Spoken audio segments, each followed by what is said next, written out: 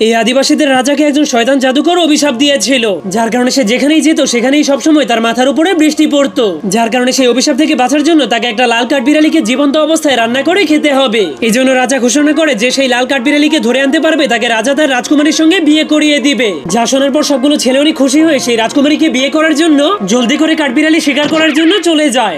औरत का चक्कर बाबू भैया, औरत का चक्कर। কিন্তু তখনই এই মোটা ছেলেটা সেই লাল কাঠবিড়ালিটাকে খুঁজে পেয়ে যায়। এই জন্য সে যখনই তাকে ধরে জবাই করতে যাবে তখনই সেই কাঠবিড়ালি তাকে ভয়ঙ্কর ভাবে মারতে শুরু করে দেয়, যার কারণে শিকারী কান্না শুরু করে দেয়।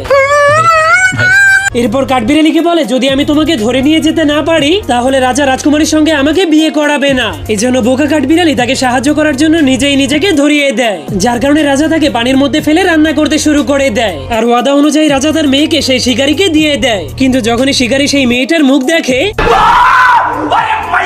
তখন সে প্রচন্ড ভয় পেয়ে সেই গরম পানির মধ্যে লাফ মেরে দেয়।